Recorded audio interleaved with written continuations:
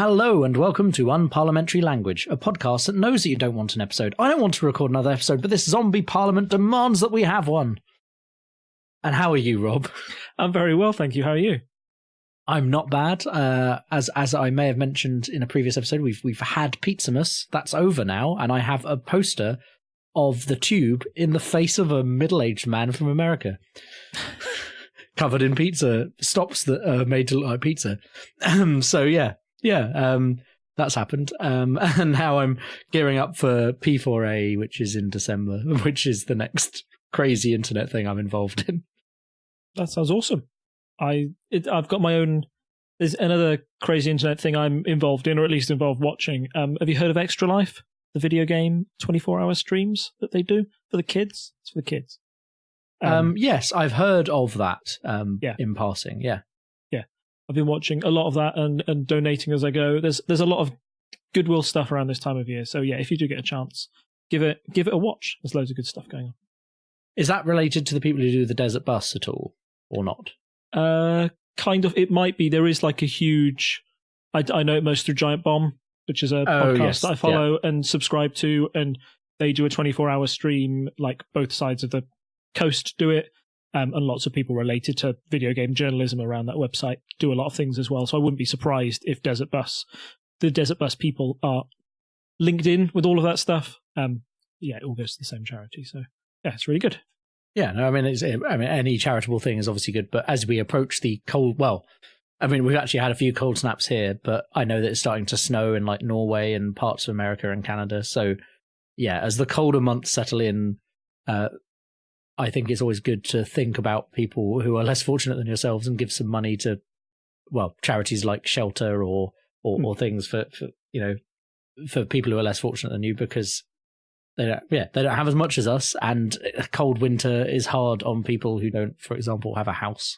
And so yeah, I think any charitable giving is good, but this is definitely a time of the year when people tend to think about it more, and I think it's probably more needed as well at this time of year. Yeah, certainly. Moving on to our main story tonight, tactical voting. I've seen this coming up all over the news, on people's Facebook feeds, Twitter. We're going to do a bit of a deep dive on that, aren't we, Rob? Yes, I know it's definitely a massive issue at this election, all elections, but I think in particular in 2019 it has more relevance than it did at any predicted landslide election in 1997, for example. Yeah, I mean, there are several websites I've seen. There's tactical.vote, tacticalvote.co.uk. They appear, are they slightly different? Yes, they're slightly different. So both of them say unite against the Tories. So I think you can see what people are planning to do with this. But I suppose we need to go through why is tactical voting a thing? What is tactical voting? And what are our thoughts on it, I suppose? So I guess, first of all, why does tactical voting happen, particularly in the UK? The first big reason is first past the post. Our system means that you only need to win the majority of votes within your constituency to be the MP. You don't need to win 50%.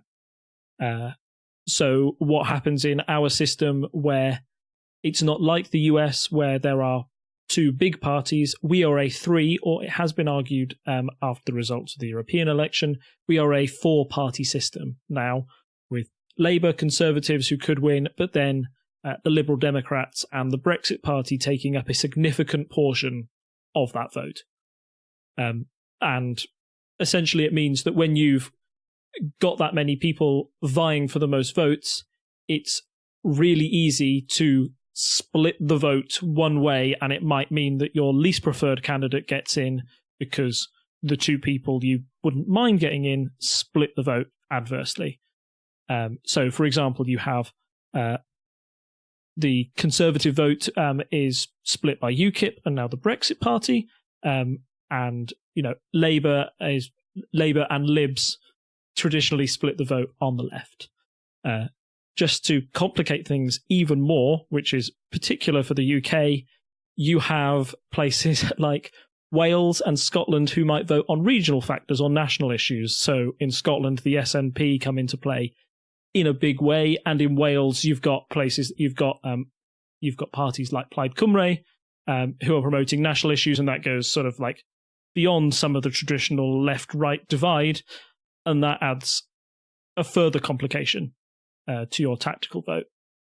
I think you see possibly, I'm not sure necessarily it's misinformation, but maybe a bit of misunderstanding about it. Some people are like, oh, I'd never vote tactically because they feel very strongly about voting one way, which is fine. That's their opinion. But there are some people who are like, oh, well, if I vote tactically, I'm wasting my vote or something like that. I don't think they've got the kind of 100% got the idea behind it.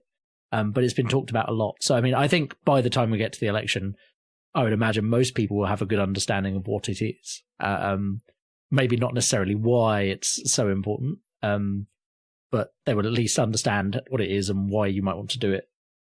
No, I think just like a tiny bit to add, the simplest example I've always given when it comes to tactical voting, when it comes to how the British system is arranged by constituencies. Imagine you used to live in Scotland and now you live in Cambridge. However, you really support Scottish independence. Who are you going to vote for in Cambridge that supports that idea? Like, there's nobody. Your vote is wasted. The SNP are unlikely to have a candidate in Cambridge, but if they did, then you could vote for that party, but it certainly would be wasted. Like, nobody else there is going to vote for it. Your vote is essentially meaningless, and it's not going to influence how many SNP MPs get elected in the end. So you are forced to change your vote, decide which one of these candidates do you think is the one you support the most, providing that you can't go for your first choice. Or it might be, in particular, like in this election and others, who do you vote for to try and stop the candidate you really don't want to win getting into power? And when you've got a couple of parties vying over second and third place, it can become quite difficult to decide which horse do you back there. It might require people, either parties removing candidates altogether, or everyone, or these websites that we're going to talk about saying, no, this party is definitely going to be in second place. Vote for them to help sway your decision. But that's why people might tactical vote.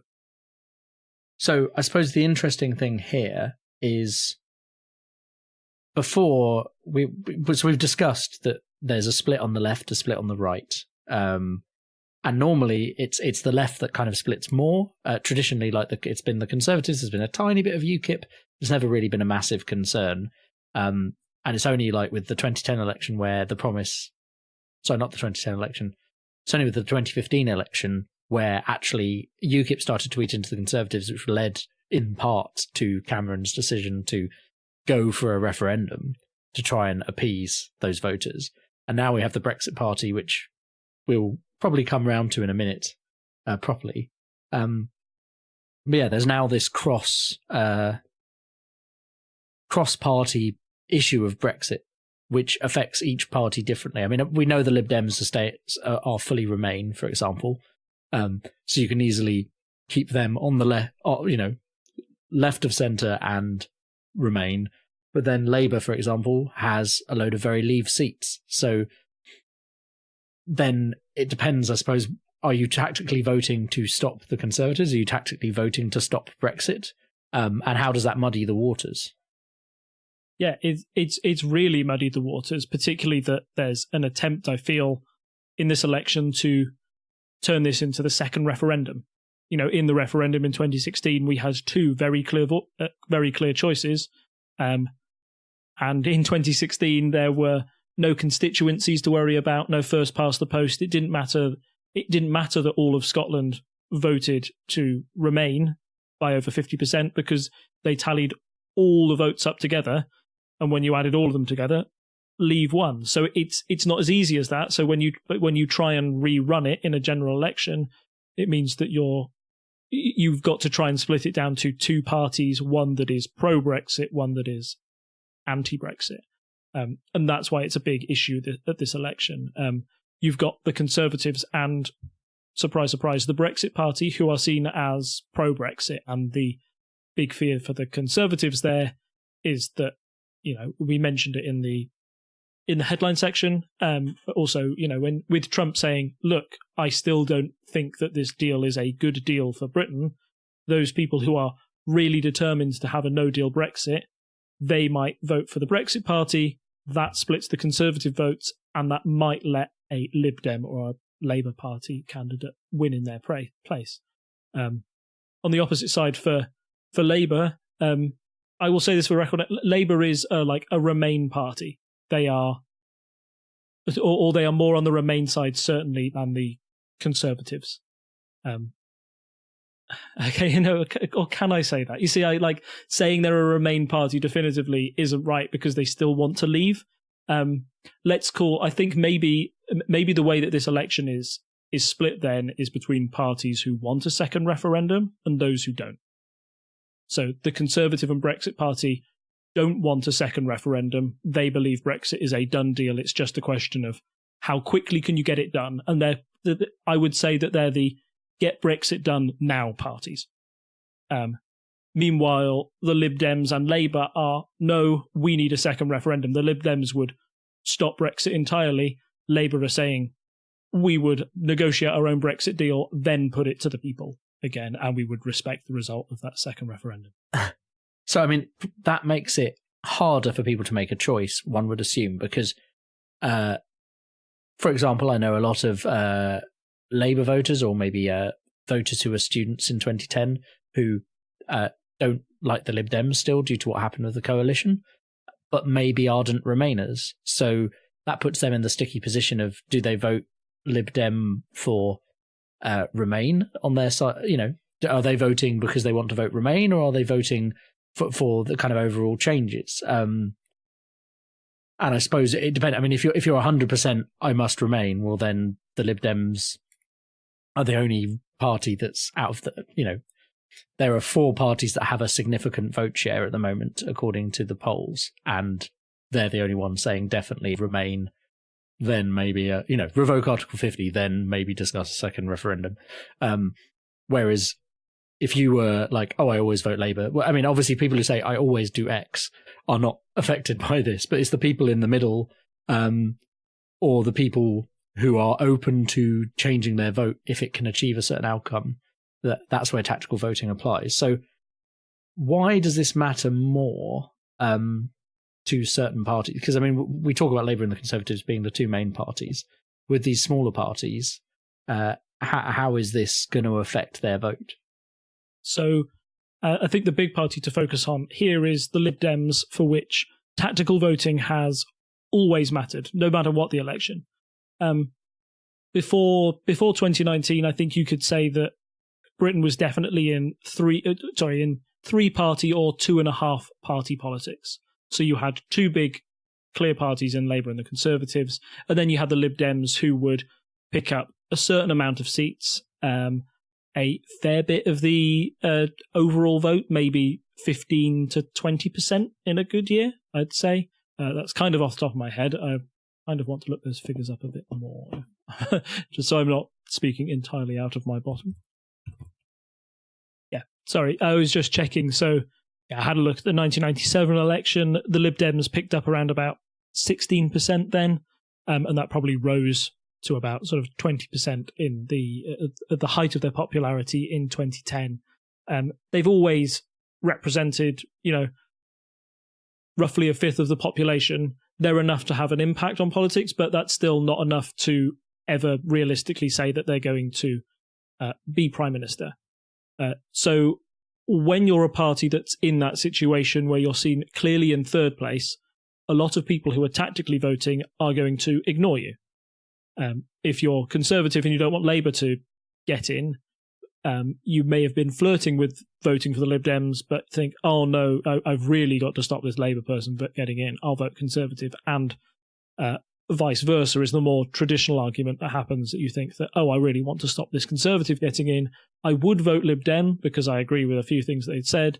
However, I have to vote Labour to stop the Conservative getting in. So that's why you have the Lib Dems doing their utmost to try and prove that they are not in third place, that they are in second place.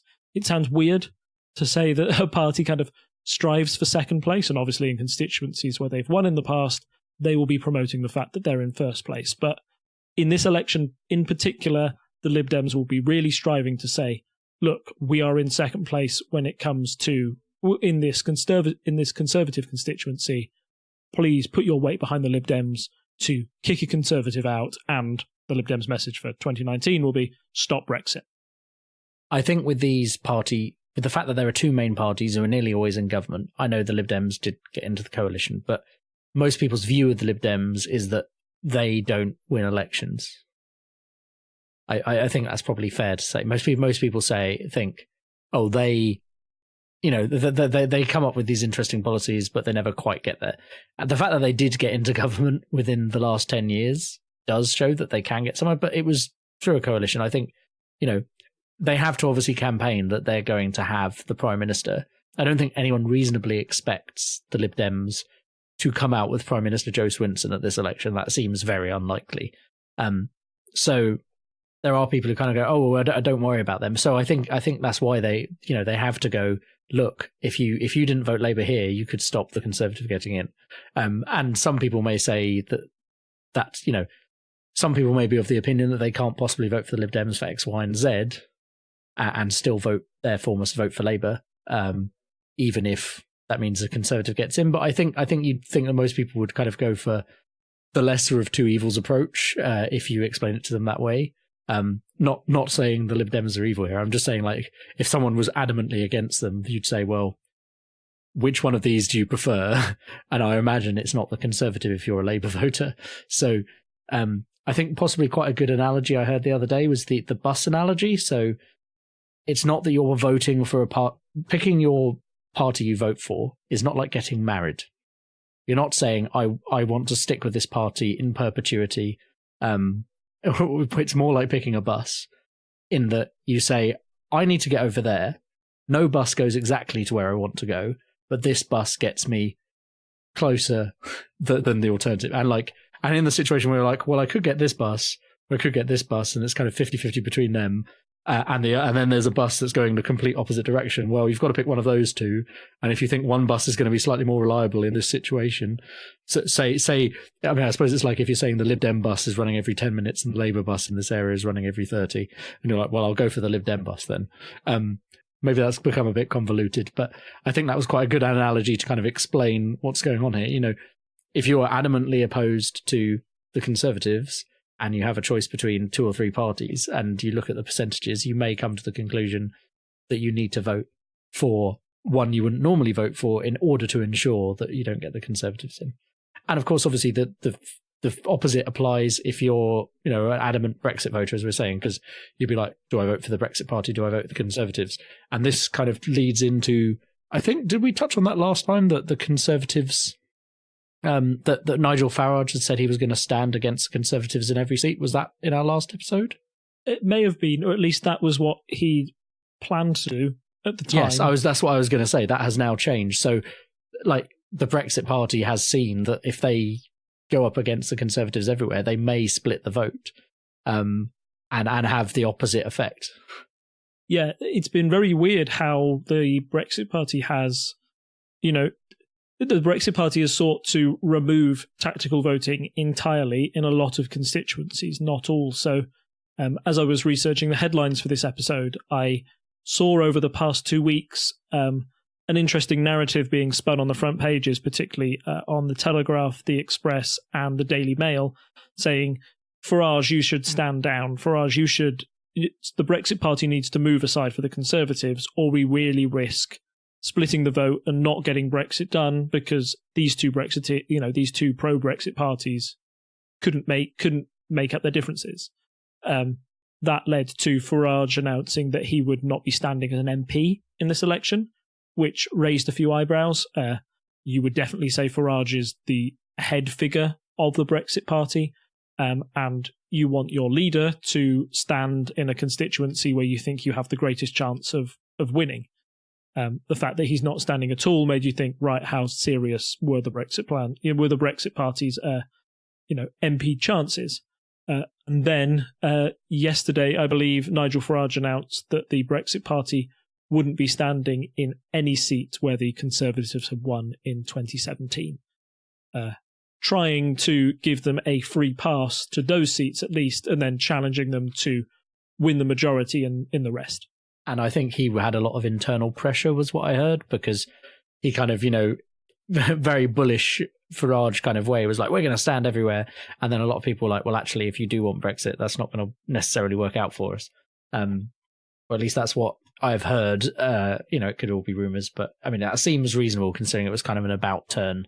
What he's done there is remove the need for the voter to tactically vote in those constituencies. He's trying to make it as simple as possible for them and completely remove it, which is most major parties, and the reason why the Lib Dems are often accused of splitting the vote in a lot of areas is that they put candidates everywhere. One of the main features of being a big political party is you have to stand candidates everywhere. Now, the Conservative candidate who stands in a central Liverpudlian borough is really unlikely to win that seat for the Conservatives, so much to the fact that they might not, they shouldn't bother putting somebody there, but they stand them anyway to make sure that those people in those constituencies who want to vote Conservative have their voices heard. And, how democratic would it be if you just gave that constituency up to Labour, even if it's been won for the past 60-odd years in a row by a Labour candidate? The fact that the Lib Dems always put up a candidate or they're known in the business as paper candidates, so ones that will appear on the piece of paper but have literally no chance of winning. They will hoover up at least a few votes, and just having like a few votes on the side, maybe the biggest example or where you can see it's had the most impact. I know it's not an example from the UK, but if you think back to the 2000 election in Florida, Bush versus Gore, Gore needed to win that state to become president. George Bush needed to win it to become president too. And there were some people saying that the Ralph Nader vote, the vote for the third party, was enough to split the vote between the Democrats and hand that state to the Republicans. So it can have a big overall effect on where politics is going. So that's why, paper candidates can be, I don't want to say dangerous. Some people have said it that way. They say like it's dangerous to do here. You're going to let the bad guys in. But they can certainly have a big impact on the outcome of elections and, create unintended results, unintended consequences that, I think Ralph Nader, if you asked him, he certainly would have preferred a Gore presidency than a Bush presidency for the next 4 years. But him standing a candidate there had a big impact. So do we want to talk more about these websites that purport to tell you how to tactically vote? Yeah, I think that's a big thing that's come up, particularly online, and has seen, comments from the press about how it says you should vote. So the one in particular that I saw mentioned in a Guardian article was www.getvoting.org, which is a anti-Brexit website that basically tells you to put in your postcode. It'll tell you what constituency you're in, and it will tell you which party you should vote for to try and stop Brexit from happening. All of these websites do something similar, right? So why have you picked that one out in particular? Because I know that I've looked at some of the others, so I can maybe talk about those, but you've picked this one out for special treatment. Yeah, so the reason I've picked it out is not only because it was mentioned in that Guardian article, but also the method it uses to justify its results. So it uses the NPR model, which is the same model that YouGov used in the 2017 election. The NPR model is one that takes quite a large sample of opinions on how people will vote from across the country, and asks them about various issues in the day, and says, right, across the last 7 days, how have these people said that they're going to vote? They then split that up into different demographics, and then they compare those demographics to the constituencies that people live in. So they'll look at the Office for National Statistics website and say, okay, this constituency has a lot of young people in, it has a lot of students in. So in the last election in 2017, a lot of people who were students would say, we'll be voting Labour, thank you very much. So the model then projects onto that constituency a Labour, a bump in Labour votes if there are a lot of students there. The method isn't perfect because you're not, a lot of polling companies will directly interview members within that constituency, so people who are actually going to vote. The NPR method takes a much wider sample, and maybe they're asking a lot of people who live in London who are students how they're going to vote. It doesn't take into account those local issues at all. And it can also produce some quite funky results. When I think back to the 2017 election, YouGov were one of the pollsters who really stood out and showed a bigger bump for Labour in the polls than everybody else was showing. The Conservatives were predicted quite early on to win a landslide, and although that margin ticked down, YouGov were the only ones who on election night were predicting that it would be a hung parliament. And in the end, YouGov were one of the few polling companies who were correct. So this model has its benefits, and certainly has in 2017, but now it's going to look funky. And, the fact that it throws up a lot of odd results is controversial. The other reason why it looks very odd, or one of the biggest arguments I've seen against it, is that people are comparing the advice it's giving in the 2019 election to the results in 2017. And the actual voting percentage. So what happened in 2017 was Labour were incredibly successful and probably outperformed the polls, as we've suggested, in a lot of constituencies. They were able to upset the Conservatives by making sure that they didn't have a majority. And the effect of Corbyn and the Youthquake meant that their vote share went up dramatically. The MRP method takes only the opinions of the last 7 days, and I think it's fair to argue that politics has changed an awful lot in the last 2 years. You've seen the results of local elections and European elections where Labour have been pushed into third place in quite a few constituencies. So that's throwing up results like the biggest one that was represented in the Guardian article was Filton and Bradley Stoke. In the 2017 election, the Conservatives won with 50% of the vote. Labour had 41.7%, and the Lib Dems had 6%. And they were, I'm trying to do the maths here on the vote. They are about 18,000 votes behind Labour in that constituency. If you put a postcode into the Get Voting website, it will suggest that the Liberal Democrats are in second place, and you should throw your weight behind the Lib Dems. When you compare that to the 2017 result, it just doesn't seem to make any sense. Yeah, no, that seems completely off. But the model would argue, hey, look, if I'm looking at everybody's opinions, if I'm looking at the number of students, if I'm looking how on average students have moved their vote from Labour to the Lib Dems, that might push if Labour drops 20 points and the Lib Dems have gained 20 points in the last 2 years, which is a big swing, but not beyond the realms of possibility, that might push the Lib Dems just into second place enough for that website to give you a very black and white answer of, the Lib Dems are in second place, you should vote for the Lib Dems, when actually it could be on a knife edge, which one of those parties is the best to stand against the Conservatives. Does that make sense? Yeah, no, I think I get what you're saying. I know that. So out of these 3 websites we've posted in the chat, the one I'd looked at was tactical.vote. Now, I'm in a particularly bad constituency for this, because if you don't want to vote Conservative, the second choice, the other choice, it's not the second choice here, because the Lib Dems, we've had a Lib Dem MP other than the brief blip where we had a Conservative MP. So it is definitely between those two, and I wouldn't be surprised if nothing changes and we still have the same MP at the end of this general election. So mine is not a good postcode to use, and obviously I understand my area best, but quite a few of my friends went on the tactical.vote website, and there was discussion, and they were saying, hey, there was some good conversation. I know there were some people, as I say, who were like, no, don't tactical vote, whatever, can't possibly let anyone other than their party of choice get in.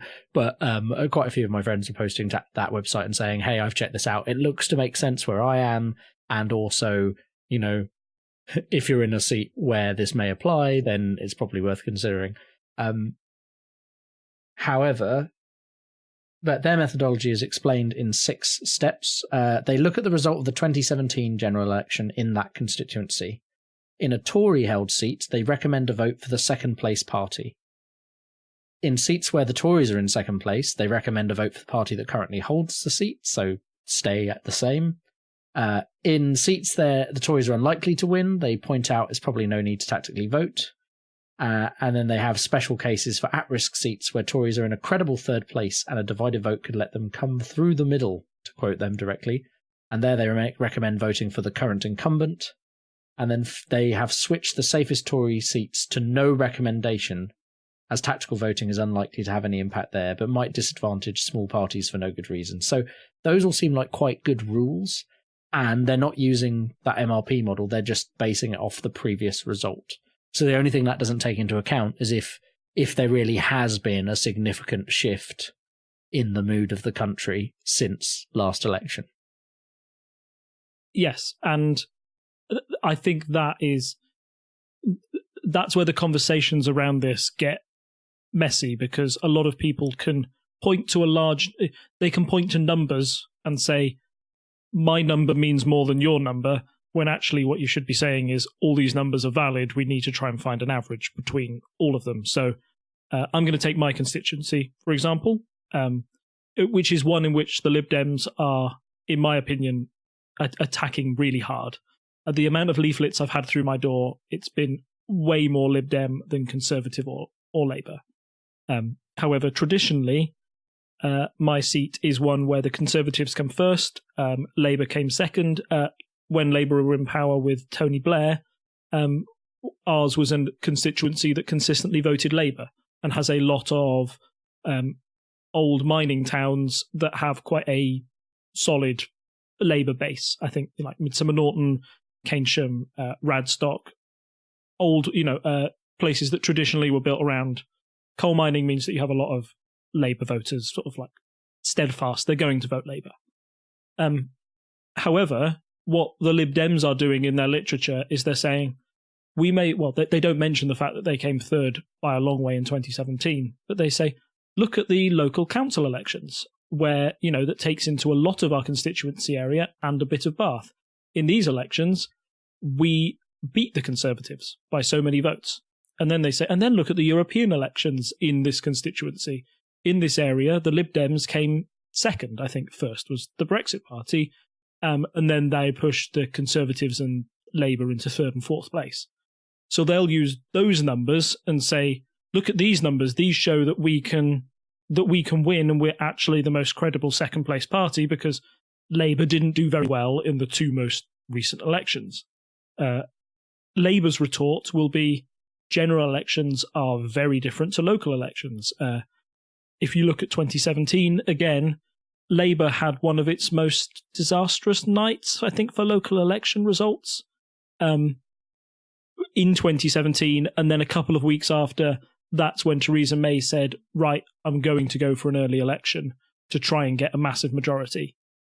And then the results of those elections didn't really matter when it came to the general election because people refocused. They're voting on different things in a general election rather they are in a local election. Local elections tend to be about potholes, whereas general elections tend to be about the running of the NHS and, bigger issues like that. So you have this big clash of numbers, essentially, where the Lib Dems will point to theirs and say, look, ours are credible, we're in second place. And Labour will go, actually, when it comes to the general election, you've got no chance, mate. It really muddies the water and makes tactical voting kind of a nightmare in a constituency like mine. I genuinely don't know who I would vote for in my constituency at the moment to try and stop Jacob Rees-Mogg being elected as my MP. I think no matter how I vote, it's probably very likely, looking at the polls, that Jacob Rees-Mogg will get re-elected anyway, even if the entirety of the Remain side got behind one candidate. But when you've got 2 major parties fighting about, what their share is in a constituency where the Lib Dems and Labour are probably on roughly the same amount, it really makes things very difficult. So, given that, how again, I like forcing you to make predictions. given some Grenfell comments and Rees-Mogg's kind of so I mean, Rees-Mogg as a national figure seems quite polarizing, but obviously you're sitting in a constituency that's consistently voted for him. So do you think it's likely there'll be an upset where you are this time round, or is that wishful thinking? I mean, I know you'd love it to change, but...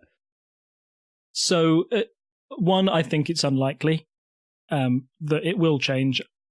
However, I do think that he won't win as easily as he did in the last election. I think last election, Rees-Mogg wasn't in mainstream politics like he is now. He was on the fringes. And even though he got talking about Brexit on the side, you couldn't say that he influenced policy in any meaningful way. Since then, Jacob Rees-Mogg has gone to the front benches. He's become a lot more prominent. The things he says, a lot more people stand up and take attention. And I think he is seen as one of the Brexiteers in chief of the Conservative Party, which means that if you were a soft Remainer, like a Conservative who was for Remain but still supported the Conservative Party, I think you could vote for Theresa May's Conservative Party in 2017 thinking that you might get a soft Brexit and it doesn't really matter that my local MP is very hard Brexit. Now it's a bit more difficult to separate those two issues, so that could lead to more of those like Remain Conservatives moving over to the Liberal Democrats. Equally, as I've said, with the local elections in my area, I think that's also another boost to the Lib Dems. So I think they could easily be pushed into second place in this election. However, due to the local factors I've mentioned, the long-standing history of Labour having a base within my constituency, I don't see long-term Labour supporters abandoning their party for this election for the sake of Brexit. So no matter what the funky Lib Dem Bar Charts say in my area, which I haven't touched on, but was an issue that was brought up a lot in the recent election cycle. There was a bar chart on election literature that I've had through my door that suggested that the gap between the Conservatives and the Lib Dems in my constituency was 6%, with the Conservatives on 38% and the Lib Dems on 32%. When that graph was looked at a bit more closely, it said that the question asked wasn't who would you vote for if there was a general election tomorrow. The question was, imagine your constituency is close between the Conservatives and the Lib Dems. In that scenario, who would you vote for? And in that instance, the Lib Dems still lost. When they asked the first question, if there was a general election, who would you vote for, and had all the parties on offer, the Lib Dems did come second, but they were on 20... Let me just get the numbers here. Yeah. When they asked that question, who would you vote, with all the parties available, the Lib Dems were in second on 28% and Labour were third on 14%, but the Conservatives were still in the lead with 44%, which would still demand quite a dramatic swing towards Lib Dem for them to overturn that margin. So in my opinion, that bar graph was misleading and maybe did more damage to the Lib Dems' image, on the whole than good. It shows the Lib Dems are trying to nobody likes figures being twisted or that being so apparent in literature. Figures are scrutinised a lot during general elections, so having one on the day that people could so easily say, look, are you trying to pull one over on us here, was kind of a field day for the media and a field day for those online who... A dodgy Lib Dem Bar Chart. That have always been a slight figure of fun within political circles. Anyway, this is seen as the definitive one. The fact that the Lib Dems in my area released a second leaflet where they explained the figures on the bar chart to everyone and said, sorry, we're trying to be honest here, showed to me at least that they were trying to do some damage control and maybe steer the narrative towards, look, we are still in second place. If we all rally behind the Lib Dems, we can defeat the Conservatives. But returning back to your original question, is that actually likely, or is that going to happen? No, I think it's very unlikely at this stage. Fair enough. I think we should move on from that to, I know we've spent some time discussing your own constituency, and I've touched on mine because I don't think it's going to be particularly interesting. So we should move on to our quick polls update. And I think I can't remember. What day was the general election officially announced? Do you know off the top of your head? I don't know the date off the top of my head. It's early November that the campaign started, but the actual vote to say that we would have a general election happened 2 weeks ago. So yeah, so end of October. Yeah. So it's interesting if you look. So I know we've discussed this before, but we said, last time the Conservatives were massively ahead in the polls. Theresa May announces a general election, and then Labour just goes on this rocketing trajectory until they actually overtake the Conservatives by the time we get to polling day.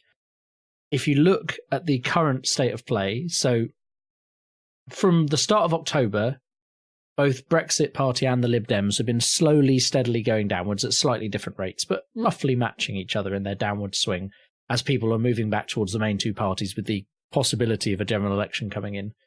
If you look at the 31st of October, Conservatives are kind of steadily going up. And then when we get to a few days ago, which is the last poll available on the 8th, that's starting to plateau. And again, we only have the very start of that plateau. So maybe it's a momentary blip for the Conservatives. Can't be sure yet. But right now it looks like they're starting to plateau. Meanwhile, from basically as soon as a general election was announced, from as soon as the general election was announced, Labour have started rocketing up, and the trend on that is curving upwards still. Again, it's early days. The general election is exactly a month away as we record. It's the 12th of November now. It's so a month away. But Labour are starting to trend upwards already, and you're seeing that usual thing we see ahead of a general election where people start to move back into the two camps you normally have, which are Labour and Conservative, and people move away from the other parties. But yeah, it'll be interesting to keep our eye on the polls going forwards. It's worth pointing out that at this time for the European elections, there was much more focus on the Lib Dems and Brexit Party, and like Labour and the Conservatives are kind of tanked down in the middle by May, June, earlier in the year. So it's almost a reversal back to where everything was in March before the missed deadline for Brexit. Yeah, exactly. You're absolutely right. The people are now returning to their natural party homes as they say, oh my goodness, I've got to get serious now. I've got to make sure I vote for the party that I want to get in. And we often talk about in polling circles about a party's floor and their ceiling. So you could argue that the Conservatives hit their floor of about 21.9% on the 25th of June. Like, that's the lowest it could possibly get for them. Like, you've probably got a core 21.9% of Conservatives who are never leaving, who are never not voting for that party. And then you've got the Brexit Party on 20.3%. That was their ceiling. That's probably as high as they could go. Now, as the Brexit Party starts to go down, the Conservative Party is reaching their height again. They're reaching 37.8. Now, it's worth remembering that the Conservatives have been polling at around about 40. Well, if I go back to mid-2018, which I think for both political parties kind of reflects. No, let's go back to the 8th of January 2018, actually, which is right at the start of the graph here. You have Labour and Conservatives very close, both on about 40% each. Now, I would argue that that is the ceiling for both of those parties, because that's what was reached back in 2017, when we almost saw a definitive return of two-party politics. It was the biggest share of the vote those two parties had since way before, I think 1970s, I think it was. So maybe for the Conservatives, their slight worry will be now that, as you said, if they're starting to plateau on 37.8%, how much further can they actually take that? They're probably not going to go to 45%. They can probably only rise about 2 to 3 more points. Then it's a question of trying to maintain that lead over Labour. Meanwhile, Labour, I would argue the only way to go for them is up. And they've started on that upward trajectory, going from 24% up to 27% as the Lib Dems start to slide. So Labour will want to keep that trajectory, keep that momentum, keep it going up and push more towards their ceiling. The Conservatives probably can't hope to rise much further, but they can certainly try and stop the Labour rise, stop their momentum as much as possible. The big thing this poll doesn't take into account is the Brexit Party and how they've reacted. I think the Brexit Party deciding not to stand candidates will make a lot of people think that they're not a serious political party anymore. And that will tank their overall polling numbers. Even though they might have some effect in the constituencies where they are, now you know that the Brexit Party isn't going to be this massive force who's actually going to return MPs to the Commons or will have now they seem to have given in to the demands of the Conservative Party by not standing at all. They become politically irrelevant. We spoke earlier about how the Lib Dems, everybody kind of knows they're not going to get into power, but the Lib Dems talk the same way that a major party does. Joe Swinson had a leaflet out saying that I'm the next Prime Minister of the UK, and they stand people in every constituency across the country. So there's always that thought in a voter's mind that says, well, although it's unlikely the Lib Dems could win, they talk the same game as a main political party, and if everything went right for them, maybe they could. With the Brexit Party not standing in over 300 seats or whatever it was the Conservatives have, you can't become the main political party if you don't stand in over half the seats. It's never going to happen. So, yeah, I think that will tank their results. How much that will feed into the Conservatives' upward trajectory is the next question. So I think when we come back in the next 2 weeks, we'll have a much clearer picture of where the election's going to go. I know we're going to have a clearer picture in 2 weeks, but if you were forced to make a prediction right now, do you think it's going to be another return to two-party politics election like the last one, or do you think there is a significant chance of at least the Lib Dems making a dent here? You're making me make a prediction, which is... I know. Which is terrible. You could be completely wrong in 2 weeks' time. Yes, exactly, but I'm always completely wrong. So no, I will go with my gut here. We compare it to 2017 a lot, and what Corbyn was able to do in 2017 was remarkable.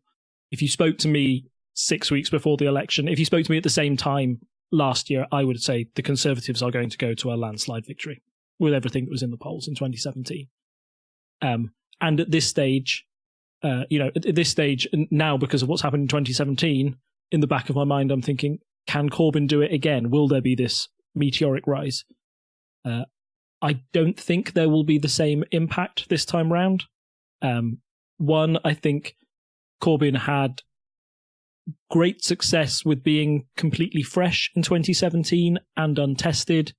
And the manifesto he released was far more left-wing than anyone expected, and that got a lot of people excited about politics, particularly after an age of austerity. Him coming out and saying we'll spend and we'll do all of these magnificent things in government, and we will, we'll start to fund public services again, was a message that really had some traction amongst large swathes of the general public and was able to scupper what was quite a bland, pragmatic manifesto from Theresa May.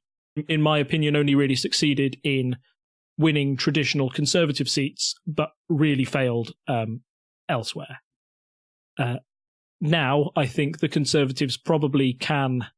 The Conservatives already said they're going to spend and end austerity, and to a far lesser degree than the Labour Party are saying.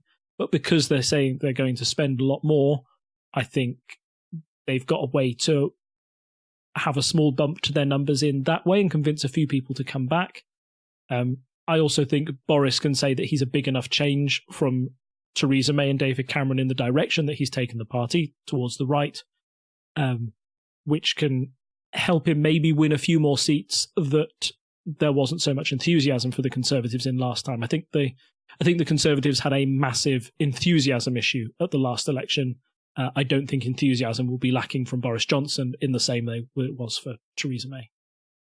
So Labour will catch up. I think that you're probably going to see a 3 to 4% rise for Labour in the next 2 weeks, would be my prediction for the polls.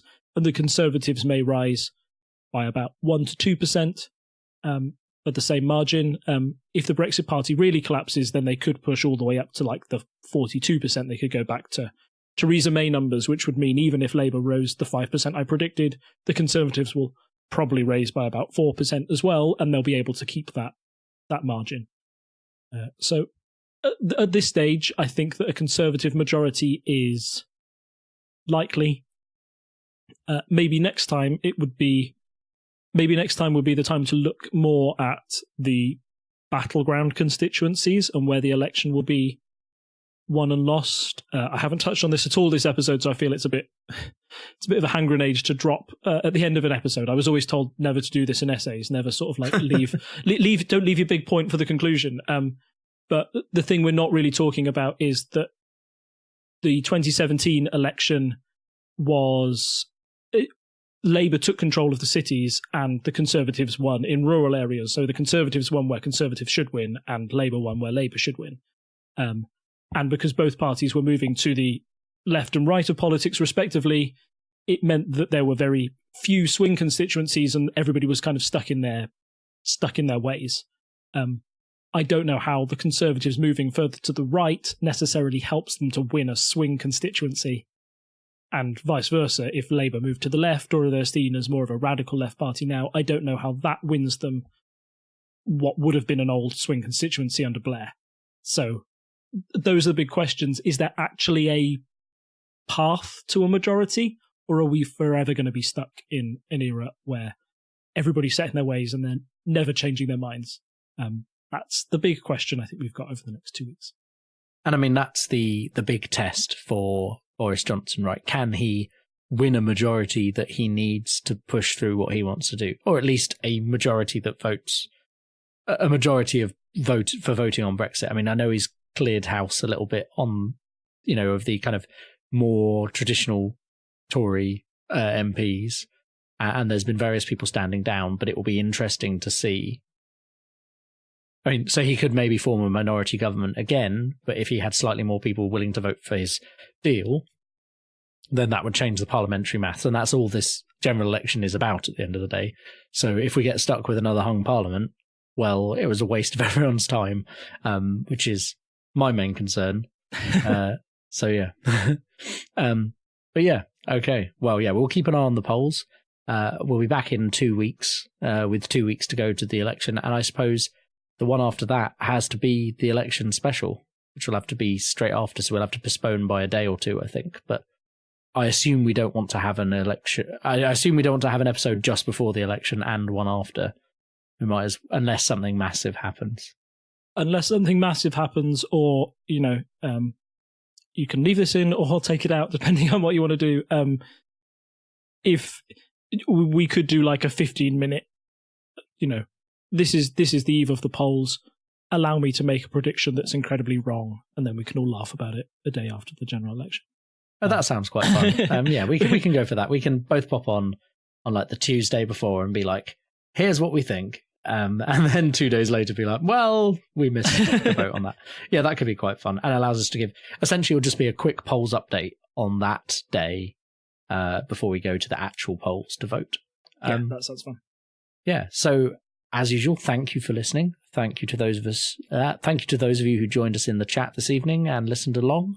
You can do that by coming and joining us on our Discord server, which is always linked in the show notes, or in the doobly-doo if you're on YouTube. You can come and find us at parliamentary.observer, which is our website where you can comment on the episodes. You can go over to reddit.com/r/unparliamentary. You can find us on Instagram and Twitter at unparlpodcast, and you can find us on Facebook by searching for Unparliamentary Language. You can also support all of the TTSS shows by going to patreon.com/TTSS, and there will be Patreon bonus news episodes over there. I might try releasing this one because it was quite a big one and quite an interesting one. I might try releasing that for public consumption, just to give people a taster of what it's like to be a patron. And you can be a patron from a mere $1 a month if you want to support the show. And of course, if you don't have money to spend and just want to support us by getting more subscribers, word of mouth is the best way to spread podcasts. Tell your friends, do a blog, whatever you want to do. Just let people know that the podcast exists and that you enjoy it. And without further ado, I think it's good night from me. And it's a good night from him. Bye. Bye. Bye. Bye.